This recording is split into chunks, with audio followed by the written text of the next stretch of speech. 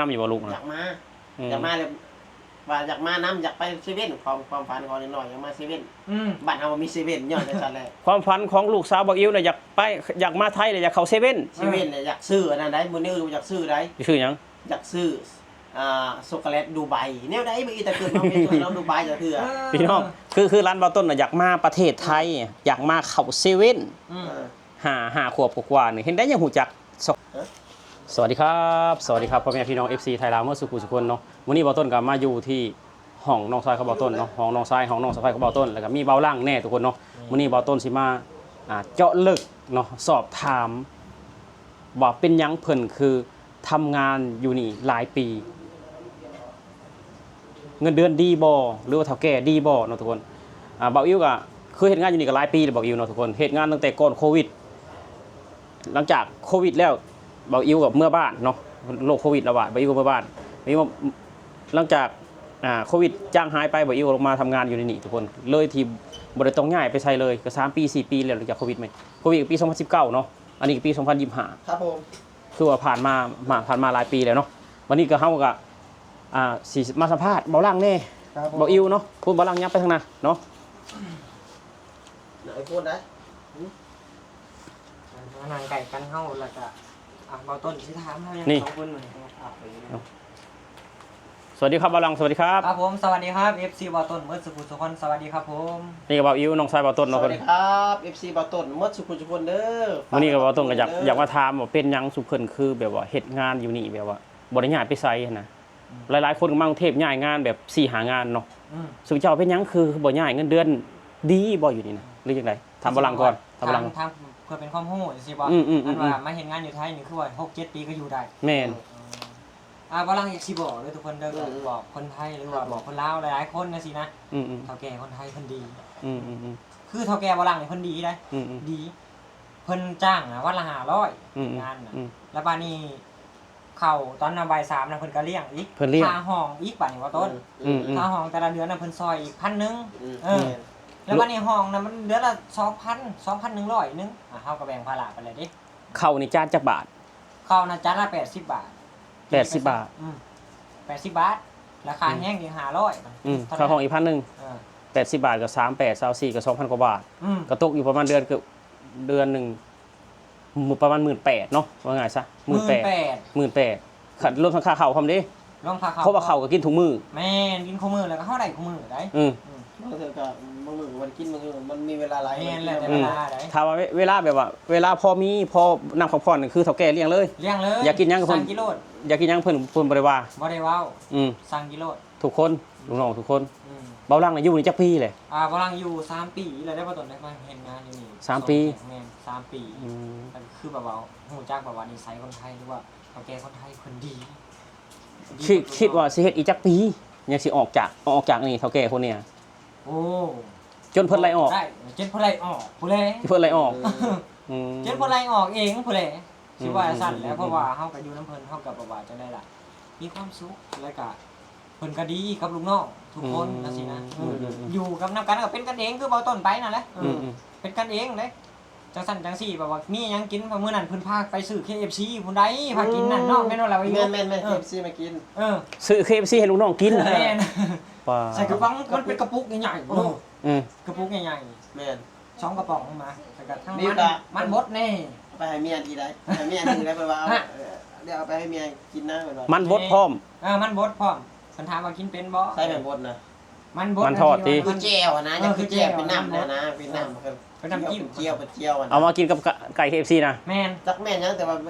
บ่ได้กินนิดเดียวเนาะนาซิแม่นมันบดเนาะพี่น้อง FC ฝากพี่น้อง FC ไทยคอมเมนต์ได้เด้อคือนาซิแม่นมันบดเนาะอันนี้ก็บ่เคยกินจักถือมันมีพริกแล้วก็อันนึงที่มันอยากมันคือว่าเนาะมันไก่ทอดกับหลายเติบแล้วกระปุกซั่นนี่เนาะบ่กินจังมันนี่กินแล้วว่าซั่นกินมันอิ่มอันนึงอิ่มค่อยก็อิ่มก่อนวันนี้ลูกพี่มาถามว่าเฒ่าแก่ถามว่าอ้าวอิ่มแล้วว่าไอ้ลังว่าซั่นอิ่มแล้วเนาะอิ่มแล้วพี่ว่าซั่นยังรู้ว่าอยู่ได้เพิ่นนั้นไปส่งน้ำแข็งเนาะหลานชัยส่งแล้วปึ๊บตอกอีกเพิ่นพาขี่วูดไปยาวแล้วได้ไปจอดร้านไปใช้เด้ว่ะไปจอดร้านหน้า KFC เพิ่นไปย่างเขาบ่ได้ฮู้ได้รู้บ่ได้ฮู้เรื่องได้ลูกน้องก็ได้นั่งอยู่ท้ายรถนั่งท่าเพิ่นออกมาถือถุงว่าใหญ่นี่นั่งตาไว้หน้ารถ บืดกลับมาฮอดบ้านบัดนี้ คิดว่าเพิ่นสิซื้อมา ชื่อให้ด้วยชื่อให้เมียเพิ่นด้วยชื่อให้ญาติเพิ่นบ่ได้คิดเลยเนาะ บ่ได้คิดในก็บ่ได้คิดว่าซื้อให้ลูกน้องกิน ซื้อให้ลูกน้องกิน คือว่าเบาต้นไปอันส่งน้ำแข็งน้ำบ่อีเว้าล่างน่ะมักทุเรียนน่ะเพิ่นซื้อให้กินทุกปี แม่น่าชื่อกินมื้อใดเบานะ มื้อเบาอยู่ยังบ่ได้มามื้อน่ะผู้ใหญ่นะสำแขนนี่บ่ลังได้2ผู้ให้ลูกน้องให้คนละผู้ให้เบายีแล้วก็เบาลังแล้วก็เบายอดมื้อนั้นเบายอดเฮ็ดงานได้เบายอดบ่กินบัดนี้เบายอดบ่กินเขาผู้ใหญ่โตว้าวเซ็ตเบาลังแล้ว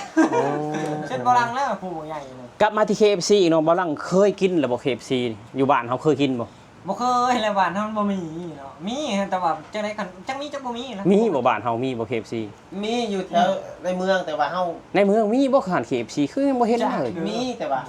ฝรั่งบ่มีอันนึงที่ว่าเจ้ากินบ่ได้ KFC น่ะบ่มีเงิน ว่าอะไรก็มีนะบ้านเฮานะ มี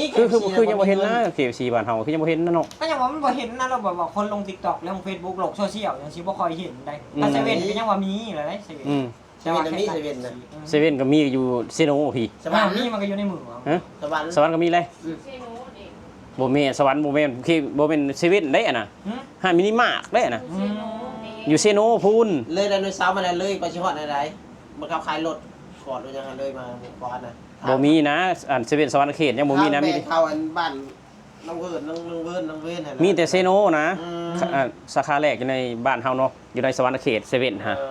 อันนั้นบ้านมีมาร์คร้านไม่เอิ้นน่ะ ร้านมินิมาร์ทมันก็คือเซเว่นเลยแต่บ่แม่นบ่มีป้ายแบบนี้ อ๋อป้ายนี่มันต้องอันนั้นเนาะ แม่นมันจะมีป้ายเลข7กับเลข11นะห้องเออ แต่ว่าขายเครื่องคือกันนะมีหน้าเคาน์เตอร์มีอันสแกน ก็คือกัน แต่ว่ามันคนละอันนั้น คือโลตัสนี่แหละเฮาสิไปห้องบิ๊กเฮาสิไปห้องว่าเซเว่นมันก็บ่แม่นคนละอย่างกันได้ ใช่แบบนั้นนะสัน คืออัน ลูกไปอยากมากรุงเทพมาย้อนเซเว่น เอ้า อยากมาย้อนเซเว่น ลูกเข้าเซเว่นอยู่ไทยนี่มันบอกว่าได้ อีลีเขาเบิ่งในโทรศัพท์ อันนั้นคืออัน ความคิดความเห็นของเบาล่างเนาะทุกคนแบบว่าอยู่นี่เพราะว่าเฒ่าแก่นี่ดีเฒ่าแก่มีหยังเพิ่นก็ซื้อให้กินเนาะงานหนักเวลางานหนักเฮาก็สู้ให้เพิ่นเต็มที่คือสงกรานต์มันหยังนี่แต่เวลาแบบว่าเพิ่นซื้อให้ลูกน้องก็เต็มที่คือกัน เต็มที่คือกันไดนะเฒ่าแก่บางคนนะแบบว่าเพิ่นบ่ได้ให้ในค่าห้องเพิ่นจ้างเลยอันนี้เพิ่นให้ลูกน้องอีกเพิ่นให้ลูกน้องคนละพันน่ะ เงินเดือนต่างหากเราได้บ่ค่อยเห็นแล้วบ่ลังเห็นแล้วคือแบบว่าหมู่บ่ลังนั่นแหละเฮ็ดงานคือกันนั่นแหละเงินเดือนก็เงินเดือนต่างหากจังซี่นี่เจ้าก็ฮักเอาเงินเดือนของเจ้าน่ะไปจ่ายกับห้องแต่ว่านี่ยอมรับเพิ่นเอ้าคือวันนี้สิมาถามเบาล่างอีกประโยคนึงเนาะคือว่ามีวิธีเก็บเงินได้อยู่ผู้เดียวแบบนี้ฮะเก็บเงินแบบใดสำหรับบ่ลังบ่ลังนั่นได้เงินมาก็คือแบบว่ายามมื้อเช้าก็กินจัก50 บาทมื้อแลง50 บาทสำนันซื้อแล้วข้าวเหนียว2ห่อบ่คือมื้อเช้านี่แหละกินหมูปิ้งไม้นึงข้าวเหนียว2ห่อบางเทื่อละ3ผู้ใดกินน่ะเพิ่นฮู้แล้วได้บางคนมาแสดงกินประมาณบ่ฮอดมื้อละ200เนาะบ่ฮอดแต่รายได้ก็คือว่าวันละ500วันละ500ก็เก็บอยู่300 บาทเก็บอยู่300เดือนนึง 9,000 เดือนนึง 9,000กับปีนึงก็เกือบแสนได้บ่ล่ะเกือบแสนได้ถ้าเป็นเงินกีบเฮาก็60กว่าล้านนะ60กว่าล้านเด้ปีนึงอ่ะ60กว่าล้านคือว่าเราเป็นเศรษฐีได้นี่บ่บาทนี่เศษแล้วเศรษฐีแล้วเจ้าเห็นบ่เงินบาทเงินลาวเขาเนาะ10กองใหญ่โอ้กินเอาแบบว่าให้แบบตั้งกฎระเบียบใส่ตัวเองเลยกินมื้อนึงต้อง150อ่ะเท่าแก่สิซื้อให้กินกะยะเจ้าต้องกิน150แล้วเจ้าถ้าเจ้ากิน100นึงเจ้าก็หยอดกระปุกไว้อ่ะ150 บาทตอนเช้าก็50เอาตอนเที่ยงก็ถ้าเท่าแก่ซื้อให้กินเฮาก็ซื้อกินอย่างอื่น50 บาทตอนแรกก็คือมาห้องเฮาก็ซื้อกิน50 บาทก็เหลืออยู่รายได้350เนาะ350แสดงว่าเดือนนึงก็โอ้ตกรายเนาะ10,000กว่าเนาะ10,000กว่าถ้าบ่ลังก็ยังบ่ได้มีลูกไม่มีบ่ลังอยู่ผู้เดียวจังซี่นะถ้าเป็นเงินกีบก็เนาะเก็บเดือนนึงก็ประมาณ6ล้านกว่าเนาะ 9,000 16,000 6ล้านกว่าตั้งแบบเก็บดีๆเลยเนาะปีนึงเฮายังมานับบาทนี่เฮาสิได้เท่าใดตั้งกฎระเบียบให้ตัวเองเลยเดือนนี้สิเก็บจักบาทเก็บจักบาทบ่ยังบ่มีลูกมีเมียเนาะบ่หลังนี่เนาะแม่นยังบ่ได้มีลูกมีเมียก็คือมากลับมาหาบ่อิ๋วบัดนี้เนาะครับผมคือบ่อิ๋วนี่มีลูกมีเมียแล้วมีลูกมีเมียเลยได้โอ้เลยเฮ็ดงานอยู่นี่จักปีเลยก่อนโควิดก่อนนี้ตั้งแต่2018 2016ประมาณพุ่นแหละ ตั้งแต่2016บอกอยู่เฮ็ดงานอยู่นี่ นี่อ้ายพามาเนาะแม่นเนาะ2016เนาะ 2016คือตัวนี้ปี2025ก็คือ9 ปีแม่นบ่วะ9 ปี จะพูดได้2016พุ่นได้ 9 ปีแล้วบอกอยู่เฮ็ดงานอ อยู่ ยู่ นี่ น้ำตะแกอยู่งานเฮ็ดงานอยู่ อยู่ วันเดียวน่ะ อยู่นี่บ่เคยไปใส่ บ่เคยไปใส่ มันบ่ได้หนาเบื่อน่ะยังบ่ ก็บ่ได้น่าเบื่อเฮาก็เมืองบ้านอยู่มาถึงเมืองบ้านก็มาเฮ็ดหม้องเก่าว่าซั่นซะเฮ็ดหม้องเก่านี่กลับไปกลับมานี่แต่ว่าบ่เคยย้ายได้บ่หลัง เป็นหยังคืออยู่โดนแถวบอกอยู่เฮ็ดงานอยู่เป็นหยังคืออยู่โดน มันคือเป็นว่าคนกันเองว่าซั่นซะ คือคนกันเองคือบ่แม่นเฒ่าแก่กับลูกน้อง คือ ต่างแต่เพิ่นจ่ายเงินให้เฮาซื่อ แม่นเรามันสบายใจแน่เพิ่นบ่ได้ด่าเด้เฒ่าแก่ที่อันนี้เนี่ย อืม พี่ที่แค้นเดียวบ่ได้ด่าเลย สมมุติว่านอนตื่นสายนี่เพิ่นก็มาตามบ่เฒ่าแก่ ฮะ ถ้านอนสมมุติเฮานอนลืมตื่นเพิ่นมาตามบ่คือเห็นบ่ต้นคือบ่ต้นเห็นแบบเพิ่นมาตาม มาตาม มาตามลูกน้องห้อง แต่วิวมาตอนแรกฮะตอนสาวเพิ่นชื่อมาขอประตูห้องเลย ฟ้อ ขอเลย ก็ได้กันไอ้ อีหลีเพิ่นตกเอาจอดรถอยู่นี่แหละอยู่นี่นี่จอดนี่เลย ตึกนี้เลย ขึ้นมาห้องแต่ละมื้อไม่อยู่ชั้น3ได้พี่ห้องทุกมื้อเลยมาหับเอาแต่ละมื้อนะมาแต่น้ำแข็งน่ะ อืม บางคนบ่อยากไปกะลี่ อืม อืม ลี่เราบ่ขอนะเรามาหับทุกมื้อบ่ได้ย่างไปนี่แหละคือกันเองแต่ว่าถ้าบ่มีคนแล้วก็มาโทรหาทุกมื้อนะโทรหา บ่อยู่ได้มาอยู่กับเมียเนาะอยู่นี่เนาะ แม่นๆมัน อยู่กับเมียก็เฮ็ดงานใกล้ๆกัน ไกลกันได้เมียไปอยู่เฮ็ดกับข้าวอยู่ดิฮะ ดิ เฮ็ดกับข้าว สวัสดีสมุยสวัสดีครับ ใช่เลย เฮ็ดหยังอันนั้นน่ะ ปนป้าแหง ป่นปลาแห้งทุกคนไอ้2 ทุ่มอยู่ตอนนี้ท้องเพิ่นเอาปลาแห้งมาแต่บ้านเนาะป่นปลาแห้งนี่แหละก็คือการเฮ็ดอยู่เฮ็ดกินทุกคนเพิ่นก็นึ่งข้าวใส่หม้อหุงข้าวเนาะคือประหยัดหั่นน่ะทุกคนซื้อข้าวเหนียวโลนึงก็สินึ่งอยู่3 มื้อเนาะ มาแต่บ้านได้ เรี ข้าวย ง เล มาย แต่บ้าน ข้าวเหนียวเอามาแต่บ้าน มาประมาณ10โลเนาะฮอดบ่วะบ่ฮอด คือว่าประหยัดอยู่ประหยัดกินทุกคนไอ้พักก็เก็บตามคลองตามริมหัวบ้านเนาะใบกระทงใบกระถินเพิ่นเอามากินหั่นนะ แม่นแม่ที เพิ่นกำลังมาแต่บ้านเนาะว่าสิเก็บเอาผักตัวทางเนื้อเขาเจ้าอันสุกนะผักยังอยากเจียวคิ้วๆไปเขากินปล่อยปลาอยู่ทางน่ะ ผักอะไรอย่าง ก็คือใบผักสะระแหน่น่ะนะใบยาวๆลามไปนะผักยังเลย เอามาเป๋ ผักขา ค่ะ ผักขา ปลาคาด ผักขาด ปลาคาดฮึดๆนะ แม่น ต้มใส่กบนะ แซ่บได้น่ะสุก มีมันจะมากินกับปล่อยปลาหลับซีนได้บ่วะมีอยาก ใบ เก็บ ที่ มา ว่าปลายแหลมๆน่ะบ่ มีใบดอกเหลืองๆหั่นนะปลาคาดปลาคาด ดอกเหลืองหั่น ต้มใส่กบมันสิแบบมันสิบ่คาวมันสิหึ้นเข้าไป แบบว่ามันแบบ แซ่บ กินมันจากคิ้วๆพอดีกินคิ้วพอดีมันสิแบบ คือบ่ต้นก็บางเทื่อเพิ่นมาขายตลาดห้างอาหารอีสานบ่ต้นซื้อมากำละ10 บาทบ่ต้นก็สิอ้อมใส่หมูมายังนี่แซ่บ แล้วไปสิพาไปเอาอยากซื้อไปสิเอางามมานี้ อืม นี่เห็นแล้วหลังทางน่ะว่าสิเก็บแบบมื้อหน้าสิเก็บมาสุกกินมันก็ประหยัดหน่อยนี่ดิฮะ บ่อยู่นี่มีลูกแล้วเนาะบ่อยู่นี่เนาะ มีลูกสาวได้5ปีแล้วลูกสาวอะไร 5 ขวบเลย แม่น5ขวบเลย โอ้ตั้งท้องอยู่กรุงเทพนี่บ่ แม่ตามท้องกรุงเทพแล้วมื้อคลอดอยู่บ้านมานี่ โอ้ ไปอยู่เมียไปอยู่ตามตามท้องเนาะประมาณปี2020บ่เอ้ยปี2020ฮะปี2018 2019 ลูกเกิดโอ้แสดงว่าเกือบ6 ปีแล้วเนาะลูกบ่อยู่เนาะ แม่น บ่อยู่คือบ่เอาลูกมานำซะนะ โอ้ยยังเฮ็ดงานอยู่จังจีนหาเงินก่อนนี้ได้แล้วสิฝากเฮ็ดบัตรแล้วสิเอามา อ๋อ เอามาลิ้นเอามาเที่ยวให้ลูกได้เห็นลูก เอาคือบ่เอามาเข้าโรงเรียนนี่พี่ เอ้ยเขาเห็นพี่กับเพิ่นผู้เฒ่าเพิ่นคิดฮอดหลานเพิ่นกันสิยังสิเอามาอยู่แต่เมื่อ ผู้เฒ่าคิดฮอดหลาน แม่นบ่มีคนอยู่ในเฮือน คิดฮอดหลานก็ต้องแบบว่าบอกเพิ่นก็ได้แบบว่าอนาคตของหลานน่ะอนาคตของหลานเป็นหยังให้เขาเรียนหนังสือหั่นนะ มื้อเทื่อสิเอามาอยู่นี่ อืมคือว่าเมื่อวันหนึงนี่ก็จักมื้อ 10ปลายมื้อ18 19 ลูกอยากมานำอยู่บ่ลูก อยา นะ กมาอยากมาเลยว่าอยากมานํอยากไปเซเว่นความฝันของน้อยๆอยากมาเซเว่นบ้านเฮาบ่มีเซเว่นย้อนจังซั่นแหละ ความฝันของลูกสาวบักอิ๋วน่ะอยากมาไทยน่ะอยากเข้าเซเว่น เซเว่นเนี่ยอยากซื้ออันนั้นได้มื้อนี้อยากซื้อได้ ชื่อหยัง อยากซื้อช็อกโกแลตดูไบแนวใดบ่อีแต่เกิดมาเป็นเราดูไบจะเถื่อ พี่น้องคือร้านเบาต้นน่ะอยากมาประเทศไทยอยากมาเข้าเซเว่น ห้าขวบกว่าๆนี่เห็นได้ยังหูจักช็อกโกแลตดูไบบ่ต้นอายุ40กว่าอยู่ประเทศไทยนี่หลายปีเนี่ยยังบ่หูจักช็อกโกแลตดูไบ เป็นช็อกโกแลตแท่งๆแล้วก็มาจาก เป็นแท่งกลมๆแล้วนี่เป็นกาวหัวใจเหมือนว่าเป็นกาวหัวใจช็อกโกแลตดูไบอยู่เซเว่น มีมั้งเรามี มื้อนี้จักไปทานลงเบิ่ง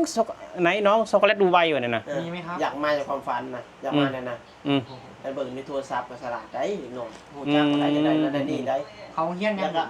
มีบ่กับ KFC อยู่บ้านเฮาฮู้กับ KFC แต่บ่พอยังบ่เคยกิน ก็ฮู้ก็เขาเบิ่งในโลกโซเชียลหั่นแหละเนาะ เพราะว่าคนนี้มันทันสมัยไปเด้เนาะ ก็เอามาลองเบิ่งบ่อยู่ก็สมมุติว่าเอามาจะเดือน2เดือนเนาะคือว่าเด็กน้อยอายุบ่ฮอด15ปีนี่ถือว่าบ่ได้ปั๊มพาสปอร์ตเฮ็ดมาแล้วก็อยู่ได้เลยสบาย แม่นั่นแหละเสียมา บ่นั่นติ ก็เอามาเนาะเพราะว่าลูกบ่อิวบ่ต้นเบิ่งก็คือเขาฉลาดนะทุกคนเพราะว่าเด็กน้อยท้องอยู่นี่นะตอนท้องแม่อยู่ในประเทศไทยนะเพราะว่าอาหารการอยู่กันกินนมมันยังมันเพียงพอเฮ็ดเด็กน้อยฉลาด แม่นใดอยู่พี่มีเบิด ก็เอามาลองเบิ่งเรื่องนี้ นี่สำหรับอิวมานี่คือแบบสิใหญ่ไว้คือแปลว่าสิอ้วนสิใหญ่ไว้เลยเพราะว่าอยู่ในโรงเรียนประเทศไทยเนี่ยเขาสิมีนมให้ในโรงเรียนเนาะ แม่นแหละ บ้านเฮาบ่ได้มีด่ะโรงเรียนน่ะ สิมีแต่จังได๋ นี่ว่าใหญ่ไว้ในกระสลัดสูงกว่านี่ลูกบ่อินนี่เตี้ยตอนนี้ ตอนนี้นะ เตี้ยสิเตี้ยแต่ว่ามานี่กินนมไปกินบัดสิสูง คือมาก็ซื้อยาเพิ่มแคลเซียมนะเพิ่มกระดูกนะก็มีคายทุกมื้อน่ะเด็กน้อยตอนนี้ยังอยู่คือเฮาได้ไปกินมันสิสูงมันบ่สูงแล้วมันเลยแล้ว มันเลยแล้วอายุเฮาอยู่โต กันคือตอนนี้นั่นลูกบ่อิวนี่เอามาให้กินเลยยาอาหารเสริมเพิ่มความสูงเพิ่มแคลเซียมนะ เดือนเนี่ยสิมื้อเอาลูกสิมื้อเก็บบัตรให้ลูกมา เอามาก็คือน้องบ่ต้นก็ว่างงานบ่ต้นก็สิเลี้ยงซอยเนาะไปโรงเรียนก็อยากเข้าให้เขาโรงเรียนนี่ก็เขานะเพราะว่าพ่อแม่ก็มีเจ้านายมีเฒ่าแก่เอาเข้าทะเบียนบ้านเพิ่นเอาเข้าทะเบียนบ้านเพิ่นง่ายๆเลย แกเพิ่นว่าดีนะเฮาอยู่แล้วบัด เพิ่น นี้ ห้ามอยู่เพิ่นห้ามเป็นเจนั่นให้เพิ่นเว้าฝากให้เพิ่นเว้าอยู่เพิ่นเอามา ก็ให้มาเนาะแม่ก็แม่เฒ่าหรือว่าแม่ยายก็คิดฮอดก็ต้องให้คิดถึงแบบหลานพร้อมคนหลานพร้อมแม่นให้เด็กน้อยแบบว่าให้มันได้เข้าโรงเรียนถือว่าบ่แม่นโรงเรียนอยู่บ้านเฮาก็คือว่าคือเฮานี่แหละเฮาใหญ่มาแล้วเฮายังมาทำงานในประเทศไทยถ้าเด็กน้อยมาเรียนอยู่ในประเทศไทยเขียนภาษาไทยได้พูดภาษาไทยได้มันก็สิได้เปรียบคนอื่นเข้าใจบ่ เปรียบแล้ว เด็กน้อยมันก็สิฉลาดซึ่งเจ้าเห็นบ่สังเกตเห็นบ่มาอย่างนอนนั่นหน้าเซเว่นคือเบิ่งอ่ะมันฉลาดนะมานะ เย็นมาซั่น คันมาบ้านเฮามันสิฮู้ นอนบนนั้นน่ะประตู11มาบ้านเฮาย่านได้ห่ะ ย่าน ย่านแล้วมันเปิดเข้า เวลามันสิข้ามถนนน่ะรถเห็นบ่รถโซนมันบ่มีได้มากรุงเทพมันฉลาดได้นี่แหละสิ่งที่บ่ต้นไว้ว่า ความแตกต่างอยู่บ้านนอกกับอยู่ในเมืองความฉลาดมันสิต่างกันบ่ต้นสังเกตเห็นมาหั่นแหละนะ นั่นแหละว่า ก่อนมาสิข้ามทางนี่มันเบิ่งซะก่อน เบิ่ง หยุดได้นี่ก็รถมันหยุดได้รถวิทย์ย่างไป คักอะไรเฮ้ย ฉลาด ที่ เนี่ย คนน่ะคนโมจักทางเราจะไปทำมาอยู่มาพาไปอยู่เพิ่นนั่นไหน เก่งเก่ง ไปเกณฑ์อยู่ ลูกบ่อายุน่ะเขาเฮียนยังตอนนี้ เขาเฮียนกันบ่ได้ค่อยได้ไปนะเดี๋ยวนี้อะไร หาเห็นบ่ ว่าจะมาพี่แล้วมาพี่ต้องไม่ไปกูมือเลยบัดนี้ มาพี่ต้องให้ไปอยู่แล้วอยู่พี่มาพี่น่ะคือว่าครูอยู่ในโรงเรียนน่ะเพิ่นมีวิธีการที่เว้าให้นักเรียนได้ไปโรงเรียนเข้าใจบ่ เพิ่นมีวิธีการของเพิ่น แน่นอนมีวิธีเว้า เล็กน้อยฮะ มีวิธีเว้ามีวิธีว่า มีขนมไม่กินนี่มันบอกขนมก็มี มีข้าวมีขนมมีนม กินเลย แล้วก็มีนอนเว้นอีก ฮะดิ เวลานอนแล้วนอน พอเวลานอนน่ะนอนได้คือเด็กน้อยอยู่ไทยได้บ่แม่นว่าสิคือเด็กน้อยบ้านเฮาได้ พอเวลาเพิ่นจะปลุกให้ตื่นแม่นบ่ แม่น อันคือลูกบ่อายุเนี่ยไปโรงเรียนนี่เที่ยงมาก็ย่างกับเมื่อแล้วเนาะเมื่อกินข้าวอยู่เฮือนนั่น ย่างแล้วไปลิ้น คือ ได้ลิ้น คืออยู่บ้านเฮาน่ะแบบครูเพิ่นบ่ได้ว่าตอนเที่ยงคือบ่ได้ให้นอนเข้าใจบ่ บ่แล้ว คือพัฒนาการของเด็กน้อยนี่อายุ5ขวบ6ขวบหรือว่า3ขวบ4ขวบมันคือว่าตอนเที่ยงกินข้าวแล้วก็คือนอน ต้องได้นอน บ่ต้องบ่ได้ บ่นอนบ่ได้เห็นว่าเวลาอยู่ในโรงเรียนอนุบาลหรือว่าป .1 เด็กน้อยสิตอนเที่ยงเขาสินอน เงียบกิ๊บเลยบ่ เฮาเบิ่งกันในละครก็ได้เฮาเบิ่งกันในทีวีก็ได้แบบว่าเด็กน้อยเขาสินอนตอนเที่ยงเด็กน้อยทายเป็นแบบนั้นบ่ต้นก็สนับสนุนได้ทุกคนอยากให้เบาอิวนี่เอาลูกมาเรียนอยู่ประเทศไทยเนาะ อีก2-3เดือนหาเงินเฮ็ดบัตรให้ลูกก่อนสิเอามา คือเปิดเทอมแล้วได้เดือนหน้านี่ฮะ เปิดเทอมแบบว่าเพิ่นเปิดแล้วเฮามาทำรังบ่ได้มันบ่เขาต้องรอทายเป็นบ่ ต้องเทอม2ก็ได้เทอม2เนาะฝากเขา FC คอมเมนต์เด้อเนาะลูกเบาอิวนี่ก็5ขวบกว่าก็น่าสิเข้าอยู่เข้าป .1 หรือว่าอนุบาล อนุบาล2ประมาณนี้อนุบาล2อนุบาล3ประมาณนี้เนาะแต่ว่าเขาอนุบาล2ประมาณนี้แหละ คือเด็กน้อยกำลัง5ขวบเกือบสิฮอด6ขวบนะทุกคนปกติ6ขวบนี่สิป .1 เด้ไทย กำลังเรียนฮู้กำลังสิฉลาดกำลังแบบว่าให้ลูกเรียนฮู้หลายสิ่ง โอ้ หลายอย่าง เพิ่นอยากมากินช็อกโกแลตดูไบ ช็อกโกแลตดูใบให้ครับว่า FC บ่ต้นฮู้จักอ่ะคอมเมนต์มาใน W บ่เคยเห็นจักเทื่อแต่เกิดมาแต่ว่าลูก บ่าวต้นก็ยังบ่เคยเห็นจักเทื่อช็อกโกแลตดูไบทุกคนเลย แต่ร้านสาวของบ่าวต้นอยู่ลาวผู้ทุกคนเอ้ยฮู้จักหมด KFC ฮู้จักช็อกโกแลตดูไบ จักเมิดเป็นหยังนะ โอ้โหเนาะเอาสำหรับพี่นี่ก็ทุกคนบ่าวต้นก็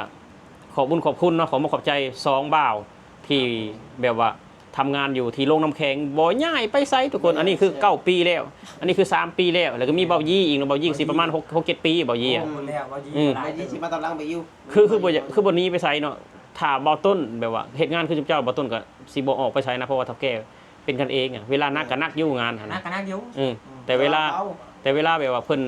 ซัพพอร์ตลูกน้องก็คือเต็มที่อะ เต็มที่ คือค่าห้องก็ยังได้อะ อาคารของกลางของก็ได้ ค่าห้องก็ได้มักทุเรียนก็ได้กินใกล้ KFC เพิ่นก็ซื้อให้ แม่น แต่ว่าพี่บ่เคยซื้อจะเทื่อได้ไข่ยูซีนะ แม่นก็คือว่าเพิ่นสิให้ซื้อให้ลูกให้เมียเพิ่นพูดแล้ว บางเทื่อ มาซื้อ บ่ว่าแต่ใกล้ KFC บ่ว่ามักทุเรียนเนาะน้ำมันยังเพิ่นก็ซื้อให้กินเฒ่าแก่ ซื้อให้กิน อืม อยู่ในบ้านนะกินน้ำฟรี น้ำปั่นก็จะซื้อให้เวลาอยากน้ำปั่นนะไม่อยากน้ำปั่นก็เอาน้ำปั่นยังไง ไปกับอาจารย์ยอดมื้อนั้นก็คือกันเลยไปนะ อืม ไอ้ลางกินไอติมไหมวะกินครับพี่ อืม เรียนไปเอาเลยเรียนไปเอา วันหลังพอปฏิเสธว่าผมไม่กินนะวันนี้ผมอิ่มแล้วพอปฏิเสธได้กิน บ่ปฏิเสธได้ ถ้าว่าจะปฏิเสธบ่กินในมื้อหน้าพระเจ้าบ่ได้ซื้อให้ได้ เพิ่นบ่ซื้อให้ ปฏิเสธได้ซื้อให้กินโลด คือว่าเพิ่นบ่บางคนปฏิเสธเนาะเพิ่นซื้อให้เลยกินเลย ได้กินใน กิน มื้อห เล น้าย อืม เพิ่นเอ็นดูจังซี่ อื นะ ม ก็แบบว่าเฮาแบบว่าบ้านเฮาก็บ่มีเนาะแนวนี้เฮาก็บ่เคยเห็นในหลายสิ่งหลายอย่างว่าสิเพิ่นก็เห็นอยากให้น้องเขาได้ลองคิดจังซี่ได้ว่า ปัจจุบันคนนี้ตั้งใจทำงานนะของนี่นะปัจจุบันที่เพิ่นก็เฮ็ดมันก็ ก็แปลว่าบ่ต้นก็อยากให้2คน3คนคนงานของเฒ่าแก่เนาะก็อยู่กับเพิ่นไปนานๆก็ประหยัดอยู่ประหยัดกินประหยัดเงินเนาะบ่ต้นเชื่อว่ามีเงินเก็บทุกคนถ้าเฒ่าแก่แบบนี้เพราะว่ากิจการเพิ่นก็สิแบบว่าคงโตเนาะส่งน้ำแข็งก็ถือว่าโอเคได้ แม่นบ่มีมือยุด กิจการถือว่ากิจการมั่นคงว่าไงซะถ้าเฮาประหยัดอยู่ประหยัดกินถ้าเฮาแบบว่าวิธีเก็บเงินบ่ต้นเชื่อเลยว่ามื้อนึงถ้าเฮาออกจากเพิ่นเฮาก็สิมีเงินเก็บไปตั้งรักตั้งฐานไปลงทุนเนาะเอาสำหรับคลิปนี้เนาะบ่ต้นก็สิอำลาพาจากพี่จากน้องไปแล้วบ่ต้นก็ฝาก FC เนี่ยเด้อว่าช็อกโกแลตดูไบมันเป็นจังไดหลานสาวของบ่ต้นลูกของบ่อิวนี่เพิ่นอยากมาประเทศไทย อยากมาเข้าเซเว่นอยากมากินช็อกโกแลตดูไบบ่ต้นอยู่ประเทศไทยเกือบ20 ปียังบ่ฮู้จักช็อกโกแลตดูไบสำหรับคลิปนี้บ่ต้นเขากล่าวคำว่าสวัสดีครับผม สวัสดีครับสวัสดีครับ พี่สิมาทุกคน